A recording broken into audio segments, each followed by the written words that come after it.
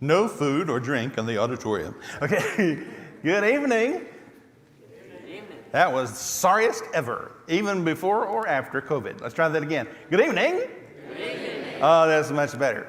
Okay, I'm Ralph Gilmore, and my wife Joyce is, are you still back there, babe?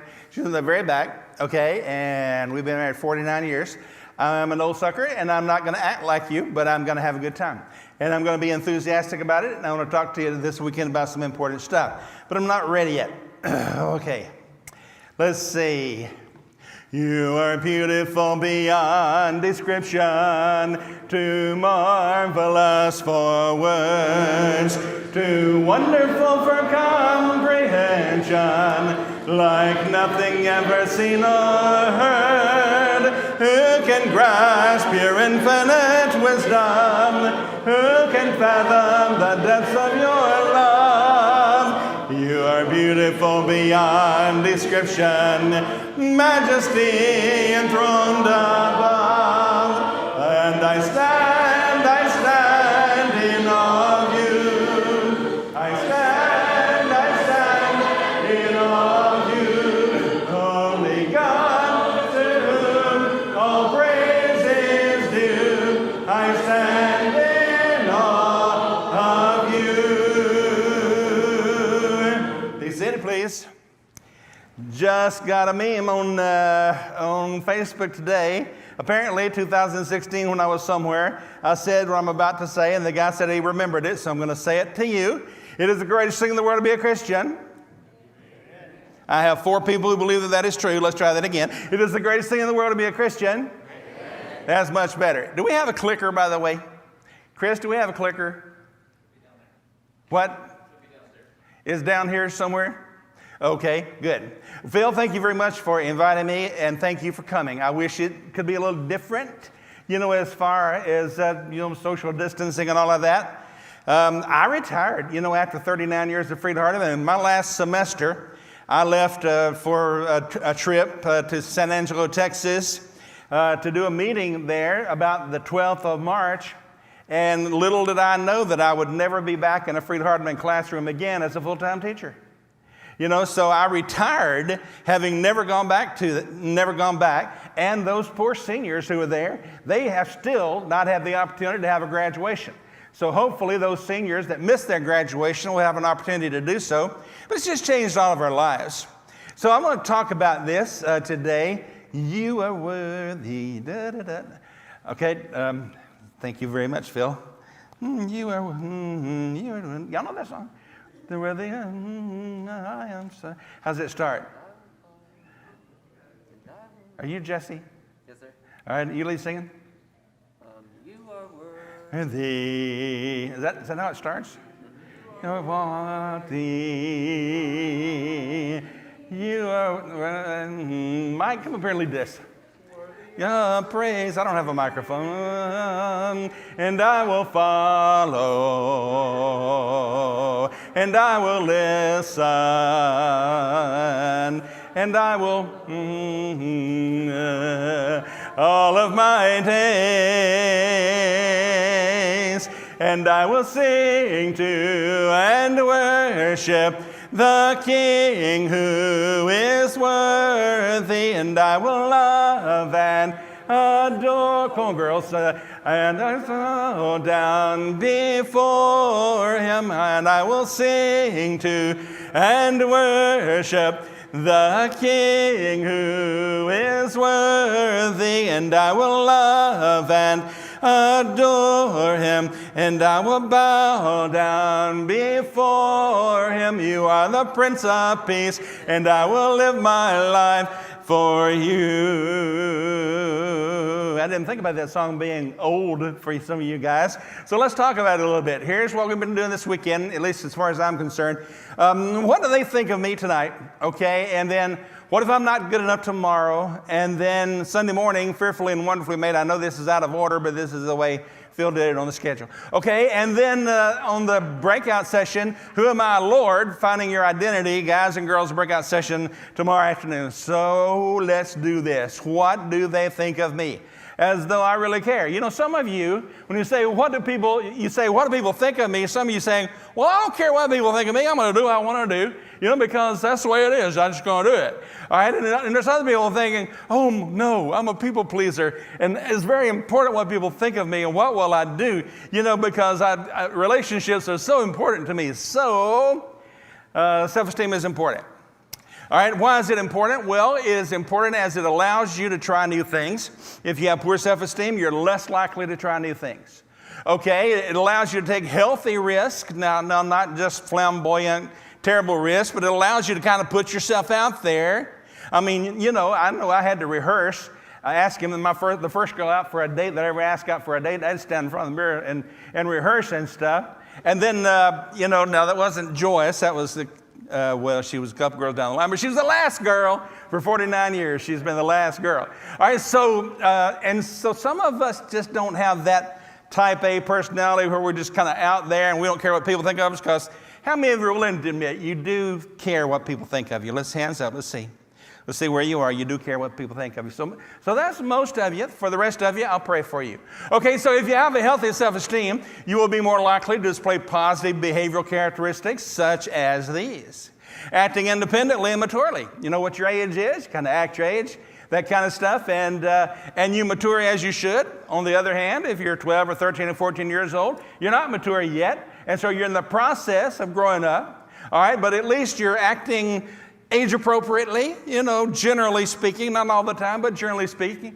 You're taking pride in your accomplishments and your achievements, and, you know, it kind of keep you going, and you can accept frustration and deal with it in a responsible way rather than just going out and getting wasted, you know, and all that kind of stuff, and so, or doing drugs or whatever, and you kind of find that it's a pretty neat thing to help other people.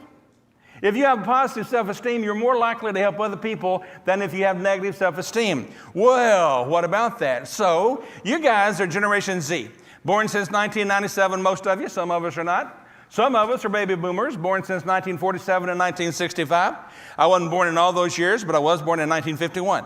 Okay, and so I'm a baby boomer. And then before me, there were the builders. You know, those guys from the greatest generation, you know, Tom Brokaw, there's the builders, then the baby boomers, then postmodernism takes over, and then, you know, those born since 1987 are millennials. In 1997, these are rough dates, of course. 1997, that'd be you, the Generation Z. Now, you differ some in your relationships, but it's still very important. You know, when you look at this chart, and boy, there's so little I cannot see it, but I don't want to walk down the aisle because it wouldn't be social distancing, so let me just look at it this way. All right, Generation Z, 1 in 2, well, let's do millennials first. 1 in 4 are university educated, but more pursue higher qualifications. 22% of you, if you're a millennial, spend time multitasking across different screens outside your work, and you're highly focused and driven. On the other hand, Generation Z, 1 in 2, is college educated. 41% of you multitask, and you may be having your eyes pass over 5 screens a day. Something or another, iPad, computer, iPhone, whatever it is, 5 different ones a day. All right, and so you find out that you're more entrepreneurial. You don't mind starting a business. You're likely to start a business more likely than millennials, but both of you are tech savvy because you know exactly how to Snapchat, you know how to tweet, and you know how to, send a text and all that kind of stuff. I can send a text. It takes me a couple of days because I can't do that 2-finger stuff, but I can send a text, and I can, send an email. But you're right. I don't care about Snapchat. I don't want to be on Snapchat. Instagram's okay. I've done that. But whenever you think about it, okay, you guys are fearless. I mean, whenever I can't figure out something on my earphone, on my iPhone. Yeah, earphone. Okay, so when I can't figure out something, I got 4 daughters, all right? And I can go to any one of them and I can say, can you fix my iPhone? And they say, sure, Dad. Why can't you do it, you old sucker? Okay, and so the thing is that you're tech savvy. You know how to do stuff. You can do stuff electronically, right? And you can multitask and you're innovative. There's more than one way to do that. Maybe that's one reason why some people in your generation have found to church a little boring, because, we're doing the same, 2 songs, prayer, another song. We're doing the same thing all the time. And so if that's the case, then why can't we be innovative and do it differently and the more educated, and you're strong in sales, you know how to sell stuff and all that stuff. So that's what you look like according to others. Now, this is not a religious survey. This actually comes from the business world, because McDonald's is still trying to figure out how to keep you happy. I mean, for a while, you were not in the top 10 restaurants. McDonald's was not in the top 10 restaurants, and they were trying to figure out, how do I keep you happy? Because you're no longer happy with the guy, the clown dude, and you're no longer happy with, maybe Happy Meals or whatever. So what can I do to make you happy? So they started having breakfast all day long. And they started being more flexible about serving things in order to try to keep you happy, because you are the target audience. All right, and so when you think about it then, on the left-hand side, it's millennials versus Generation Z. And notice there the ages, millennials 19 to 34, and then this is a couple years ago, by the way, and Generation Z 10 through 18. And so there you find a comparison. Now, I'm not the one to compare this, but it does have a lot to do with relationships. And it has something to do with understanding, why are relationships important to you? Now, let me just tell you, relationships in the church was not important to my mother and my dad at all. Now, they had good relationships in the church, but that's not what they were looking for in church. Let me see if I can put it this way. Okay, what were they interested in? Duty, honor, responsibility, respect. Duty, honor, responsibility, respect. Why do you go to church? Duty, honor, responsibility, respect. That's why you go to church. Of course I was in church 2 days after I was born.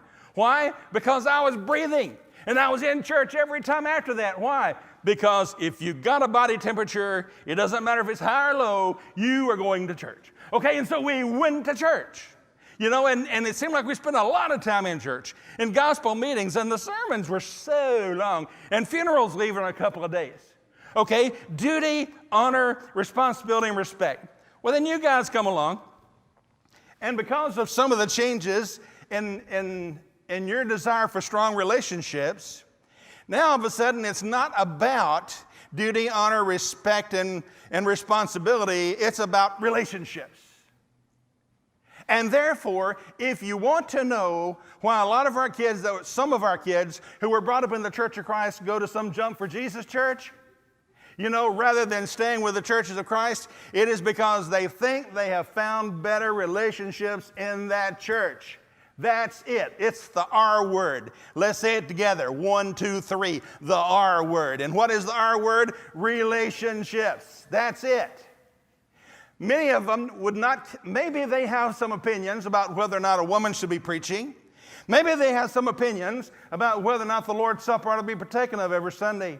Maybe they have some opinions about whether or not we should sing with or without the instrument. But the most important thing is, do I fit in this group of people?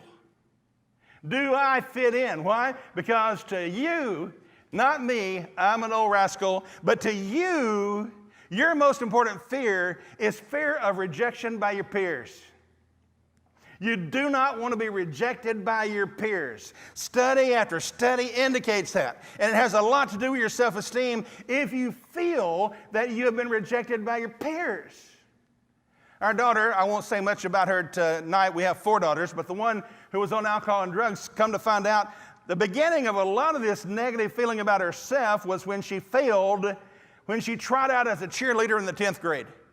And she'd been a cheerleader all up until the 10th grade, and then there was more emphasis on tumbling and stuff, and she was not good at tumbling and stuff, so she didn't make it that year.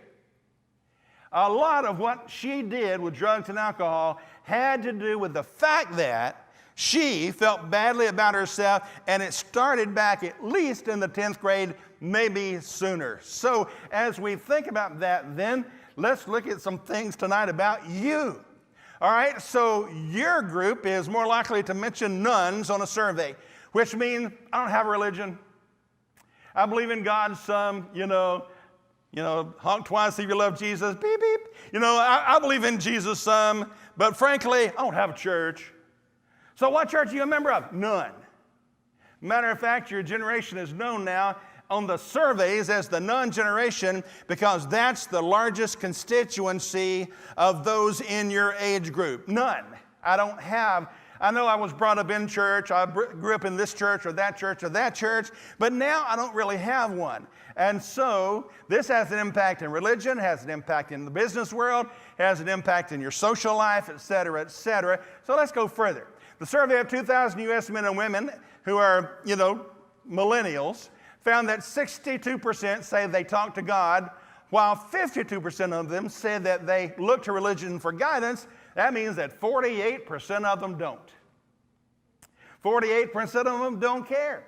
Now, look ahead 10 years from now. I can't really do the movie thing of Back to the Future or Forward into the Future and all that kind of stuff. But I can say to you that in 10 years, you're likely to see that among some in your youth group. Now, it'd be very unusual to keep every member of your youth group faithful to the church. Why? Because there's a lot of stuff going on out there that will impact. So here's my story. All right, I've got a personal story about this because my own self-esteem is not very high. Okay, and why is that? Well, here's what goes into my mind. Ralph, you're 69 years old. These are kids. They do not want to hear you. Okay, what goes into my mind is you've already said all that you know and more that you know, so why do they care?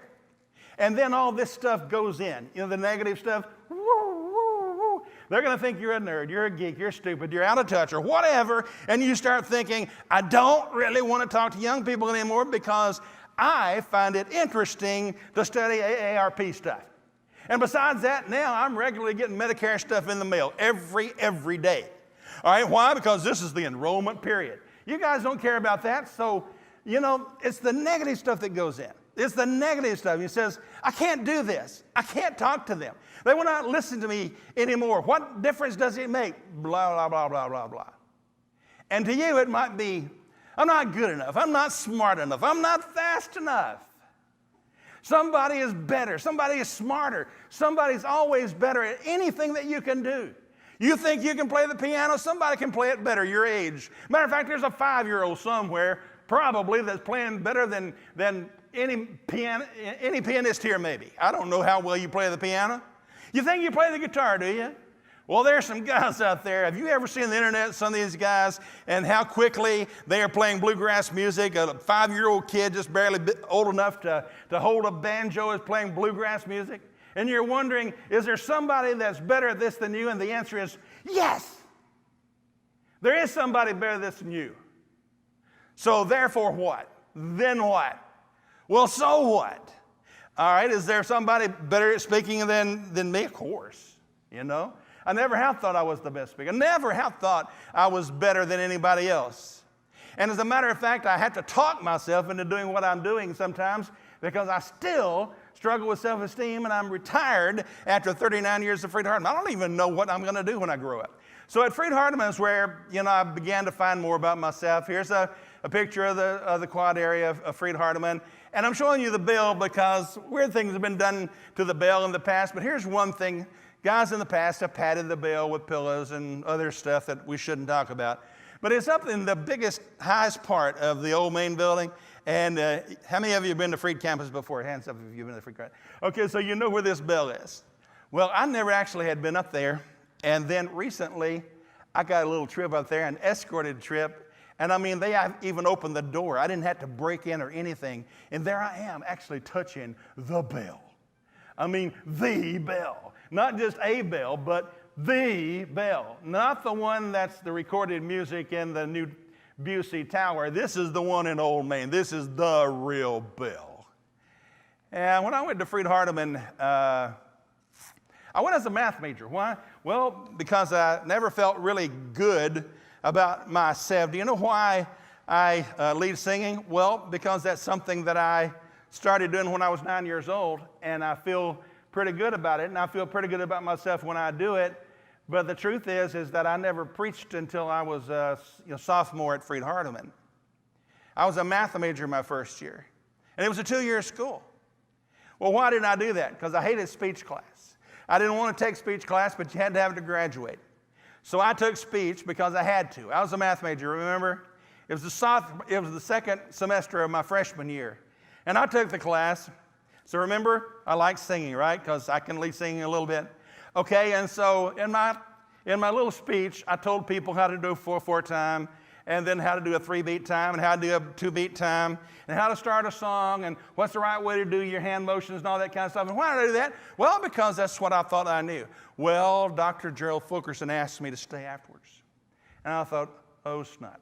I mean, did I plagiarize this? Did I steal this from somebody? Well, no, it was all personal. It was about me. It wasn't about it. I didn't steal it from somebody, so I thought, what in the world do you want? And he said, have you thought about being on our debate team? I didn't know what a debate team was, and I never debated anybody because I was a math major, and it didn't have anything to do with standing before other people and talking. I'm telling you the truth. Joyce, am I telling the truth back there? Do your head this way if I'm telling the truth. Thank you very much. Okay, and so I hated it. I hated standing in front of other people and all this kind of stuff. I played guitar for a group. We sang another guy played bass, and 3 girls sang. Joyce was the girl in the middle. There's a shorter girl and a taller girl. I didn't marry all 3 of them, just her. Okay, and so I married the girl in the middle, and so we were called the Freedom Five, and again, it was music. Music was my respite. Music was my place to go to, and so we sang, Peter, Paul, and Mary, and Simon and Garfunkel, and all that kind of stuff, because that's what you did back then. But when he said to me, have you thought about debating? It was like he hit me in the face with a brick. The answer is, how many times do I need to say this? Read my lips. No, I don't. No. Because that's the way that I felt. Why? Well, really poor self-esteem. Have you noticed that I'm not as thin as some of you guys? I think I'm going to be thin as some of you guys about 2 years after I'm dead. My body's maybe going to waste away a little bit, and then I'll be as thin as some of you guys. Matter of fact, skinny people really tick me off. Okay, and why is that? Well, because you're skinny, and some of us can just pass by a Krispy Kreme, without buying anything, and gain 3 pounds. And you just pass by it in your truck. And then some of you just say, I think I'll have a dozen now, and then I'm going to eat another dozen after that. Well, let me just tell you, I hope there is some hope for you to get to heaven. Why is that? Because you are skinny, and I don't really relate to that. Now, I know that there are people that are skinny, they're trying to gain weight, and I'm not talking about you. And if you have some sort of a situation where you need to gain weight, I certainly, dear friends, I am not talking about you. But I'm talking about Brother Ralph. And it was always a mystery to me as to why anybody could be skinny. Why? Well, because I was large when I was born. I don't really know how much I was because the doctor was not on time. And some lady, I was born in a house outside of Mount Pleasant, Tennessee, and some lady served as a midwife because the doctor wasn't there and I came into the world. And so when the doctor finally got there, he kind of picked me up and said, he weighs about 8 pounds. Okay, and that's the skinniest that I've ever been. Okay, so whenever I know I played football and I lost some weight, but I still wasn't skinny because you didn't have to be. You were on the line, and really if you're on the line, they just throw you a piece of meat every couple of minutes, and you're all right. All right, because you're on the line, and they want you to be big, right? But I've never been small. And I'll tell you something else. I wanted to be in the Air Force. Why? Because I always wanted to fly. Sky King did it for me. This is before your time. But Sky King, I wanted to fly. I really wanted to fly. So I found out when I was 15 years old that my eyes crossed a little bit. And about 9 degrees. Most of it is corrected with these glasses right here. My sister had to have two surgeries to correct her eyes. And unfortunately, a couple of my grandchildren have the same deal. It's kind of like one of those things where your eyes are all over the map. It's kind of like, oh, hi. And I can look at you guys over here and you guys over here at the same time. All right, and so it's pretty cool. And you don't really want your pilot saying, which of those 2 runways do I want to land at? Okay, you don't want to have that. And so they told me that I could not fly. I couldn't be a pilot in the Air Force when I was 15 years old. And it was devastating when I had to have glasses. They said, but if you go get a degree in math, and then you can be a navigator in the Air Force, and then when you get through, you can fly commercially. I don't know if that makes you feel good about your commercial pilots or not, but the point is that you can fly commercially. So I said, okay. And while you're at it, I got one ear that's lower than the other. Okay, matter of fact, If you look at my glasses here, you can see the left side goes down more. Why is that? Well, because my left ear fell along with everything else. Okay, and so it just kind of boom. Okay, and so I'm not symmetrical. And my eyes are not perfect, and my weight is not perfect. So God gives me a pass on doing whatever I could have done except for my poor self-esteem. And the answer is no. He doesn't give anybody a pass. Why? Because each is unique in the eyes of God, and each of you has gifts that are given by God. Now, I admit that the gifts of 1 Corinthians 12 are miraculous, but it appears that most all the gifts in Romans chapter 12 are not miraculous. And it does talk about the things that you are good at. For instance, I've never understood why a person who was a song leader couldn't keep his mouth and his hands together. Why? Because, Mike, you know this. It's just part of the system. I could not even think of a person who could not lead singing, keeping his mouth with his hands. And then there's this guy in front of you at church, and you're saying, you ought to don't give up your day job. Because you ain't real good at this. Maybe you're not the best song leader, or you're not the best at whatever else. And so let me talk to you about my legacy. That's my wife. And this picture hangs in Old Main up on the second floor. And she is pointing to a woman who was in the original photograph with N.B. Hardeman, and that was her mother right there in the late 1930s. And so there is a legacy to try to do better. So in 1980, I was given a letter indicating that if I finished my PhD in philosophy, that I could come to teach at Freed Hardeman. And I did. And I had hair then. I'm putting this in just to show you that I did have hair. And I served with some of the best men of the Bible department ever. And sometimes we even had fun together, like the lecture dips, whenever we would do this. But our text is really this. For this reason, I remind you to fan into flame, Paul says. Now, he doesn't just do this out of the middle of nowhere. He starts talking to Timothy about the way that he was brought up. According to your ancestors, you were taught this. Okay, and then he says, as I remember your tears, I long to see you, that I may be filled with joy. I'm reminded of your sincere faith, a faith that dwelt first in your mother in that picture on the second floor of Chapel Hall. Except here in the Bible, it was your grandmother Lois and your mother Eunice, and now I am sure it dwells in you. For this reason, I remind you to fan into flame the gift of God, which is in you through the laying on of my hands. For God did not give you poor self-esteem. It actually says God didn't give you shyness. God didn't make you shy. I don't know if you notice this or not, but sometimes I just kind of mingle around and ask you questions, and I've noticed that some of you have a hard time looking at me whenever you're telling me what your name is. What is your name? Once you start talking, it's not all that difficult to overcome some of your shyness. This sweet little waitress at Golden Corral, we ate there before we came here, and I had some bourbon chicken, so I don't know if I need to be carded or not. But anyway, okay, so the bourbon chicken was pretty good, and so we started talking to our waitress, and then all of a sudden it just started pouring out of her family and her step-family, and she's having to drive 45 minutes from another Golden Corral that is kind of going out of business or whatever, and all of a sudden, that little person who was just bringing us our food and more dishes and everything, she's a real person behind that mask. She's a real person. So whenever you think about it, what keeps you from putting yourself out there more? Timothy apparently had that problem.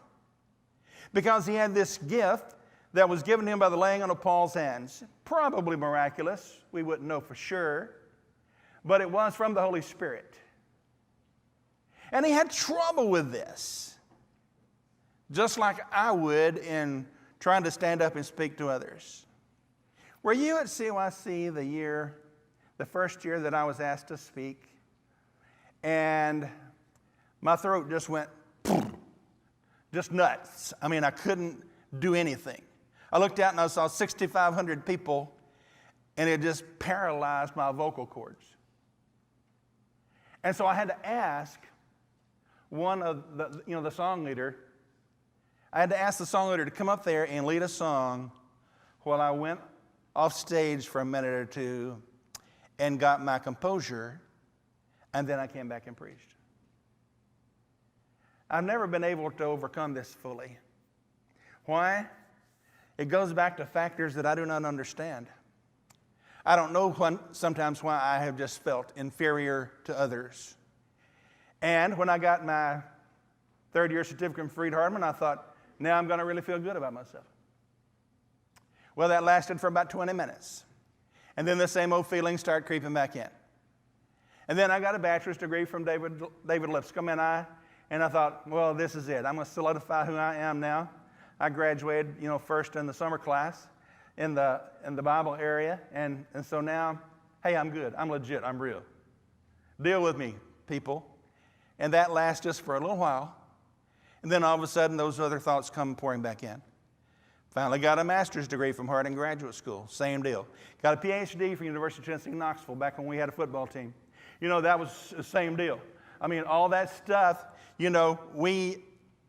and yet I still have to fan the flames if I'm going to continue to do what I do, because I'm just not naturally, hi, how you doing? Good to see you, brother. So wonderful that you're here. I will mingle with you, and I will be so glad to know your name and to meet you. But I want you to know that it does not come naturally. Sometimes when I'm at a new church that I've never spoken at before, I'll just sit in the car and pray before I go in. And one more thing you need to know about me, I never show up 30 minutes early. Why? Because if I show up 30 minutes early, I'm going to have to talk to people for 30 minutes. So I usually show up 10 to 15 minutes early so that the people will not have a heart attack like Phil. They do know that I'm here. So I don't want you to feel badly if you think you are shy. Because others have had to deal with this before.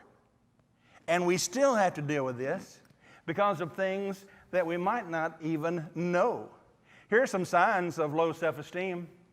You avoid new things, and you don't want to take advantage of new opportunities that you really would kind of like to do, but you're afraid of failure, and so you don't want to do it.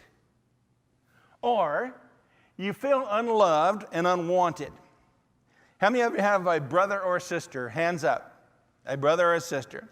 Okay.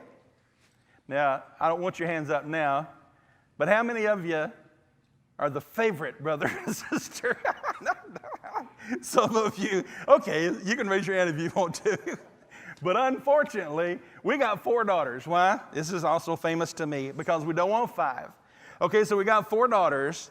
And so which one is the favorite? If you want to get something started, just start that over the Thanksgiving table. Okay, which one of you is the favorite? Because everybody seems to have their own idea of which one is the favorite.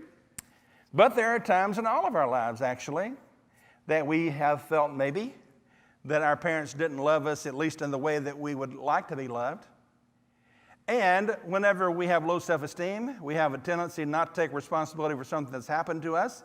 Instead, it was that sorry teacher at school. That's why I got in trouble. That's why I'm on disciplinary action. That's why things are not going well. That's why I got kicked out of school. You see, it was that other person. And also blaming others for, and not being able to deal with normal levels of frustration. Negative self-talk. What do you say to yourself? You stupid idiot. What do you say to yourself? Well, you put that stuff in there because if somehow or another you figure out that you really are a stupid idiot, if something bad goes wrong, at least it's not your fault.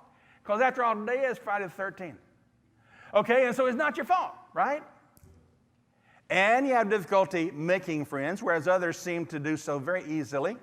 You'll see a big difference in your children, by the way, as parents. Some of your children will more naturally make friends than others. And there's low levels of motivation and interest. And here's another thing that I can't do. I can't take a compliment. You know, if somebody gives me a compliment, I have a way to bounce that off of me back onto them. Why? Well, because I'm not supposed to be complimented in that way. And so I kind of diffuse that, and I kind of bounce it off to the other person. Oh, well, you know, you're doing much better. You know, you could have done a much better job, whatever. And you have mixed feelings about anxiety and stress. So here I am on the outside. I did open forum by myself for 20 years at Freed-Hardeman, and then I did it for 4 years with 2 other guys. And that's where you stand up there in front of thousands of people like that, and at least twice that number online as they are sending in questions, and that was back in the days of the open microphones. You know what that meant? It's an open microphone. So if some doofus wants to come up there and ask you the dumbest question you ever heard from the Bible, you know, he can just walk up to the microphone and do it. And what are you supposed to do? I'm going to be gracious, you know. I'm not going to say, that's the dumbest question I ever heard. You know, I'm not going to say that because I got to be gracious. And it is really nerve-wracking to be in that situation because you know that there are plenty of people out there who can ask you questions that you cannot answer. But there I am on the outside, and here I am on the inside. I'm a hot mess. You know, I'm messed up. I never have fully believed all that I was able to do. And maybe that's one reason why I haven't written more than I am trying to write more now that I've retired. But I thought to myself, you know, why would people want to read what I had to say? When there are people that seem to write about going to get pizza, you know, and then they went to get a big breakfast somewhere or a taco meal. And they had to blog it and let everybody know about it because, after all, their opinions really matter. So here's what I want to conclude with tonight. God did not give you shyness, but He gave you these things: power and love and self-control. Sweet little girl back here was wearing a hair beret that said love on it. Where you at, girl? Is that you right there? You got the hair thing that says love? Okay, so God gave you a spirit of power and love and self-control. So therefore, let's conclude with these 5 positive thoughts. Are you ready? You can have a copy of this later on if you want it. It starts with an awareness of God's love for you. You cannot bounce back the love, for another person as you should unless you are aware of the fact that God loves you. Therefore, the ultimate way to get control of your negative self-esteem is to think about the fact of what God and Jesus and the Spirit have done and are doing for you. Number 2, you need to restructure the way that you feel about yourself. Okay, I'm actually down 30 pounds, but I still weigh 248 pounds. But that also means that I'm under the 250-pound limit if I ever want to hang glide. Okay, and so, all right, so am I still bigger than I should be? Yes, but basically that's probably none of your business because I still know that I have trouble eating as I should, like I should, but also know that God loves me the size that I am. He loves me the size that I am. Even if I had not lost weight, He would love me. If I had gained 30 pounds, He would still love me. Restructure the way that you think about yourself. And whenever you're about to have a negative thought, like, those kids don't care about hearing me, they don't care about listening to me, replace that with something that is more healthy. Just like if a kid, a toddler, has Drano in his hands, like here, and he's about to drink it, right? Are you going to say, I just want to see this happen? Or are you going to say, give me that. Now, if you're a parent, you know what you do. You switch that Drano for the kid's favorite toy. The one that he or she goes to sleep with every night. It's easier to give up the Drano if you have your favorite toy. So those negative thoughts, I want to challenge you this weekend to try to substitute them for something more positive and more appropriate for you that is realistic and meaningful and somehow or another evaluable. You can evaluate it. Number 4, reframe negative stuff that's happened in your life. There's been some bad stuff happen. Matter of fact, we lost a house on the way here. We're going to be moving probably to Woodbury, Tennessee, also near the Appalachian Mountains there. And there was this house that came open just on the way here, where you turn to 840 and you go, over there toward Murfreesboro, or you go straight and go toward Nashville. And I thought, man, I wonder if I should go toward Murfreesboro. Then all of a sudden, this house popped up, on our email, and it was a house that we would have liked. So then there's this choice. Do you go to Woodbury and be late for speaking tonight, or do you just do what God would want you to do and let that house take care of itself? Because it is just a house. But you are important. You are valuable. There's a reason God wanted you to be here this weekend. And finally, grow with God's grace and mercy, understanding that it's going to be difficult for you to do this without prayer and reading the Bible. I wish there was a way to do it. It's kind of like saying to a fat person, how do you lose weight? Well, you just cut back on calories and you exercise more. Well, duh. I am from Tennessee. I'm a little slow. Will you go over that with me one more time? Okay, so you exercise more and you eat less. Okay, good. Shut up. Okay, so I understand the concept, but I also understand that there's a lot of grace that God is extending my way so that when my heart is good and I'm really trying to live the life that He wants me to live, His grace is sufficient. His grace is sufficient.